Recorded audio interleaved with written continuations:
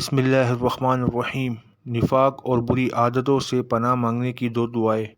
اور رسول اللہ صلی اللہ علیہ وسلم ذیل کی دعاؤں کو پڑھ کر نفاق اور برے اخلاق سے پناہ مانگتے تھے۔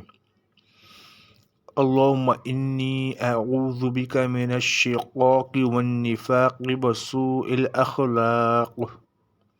اللہم انی اعوذ بک من الشقاق والنفاق وسوء الاخلاق۔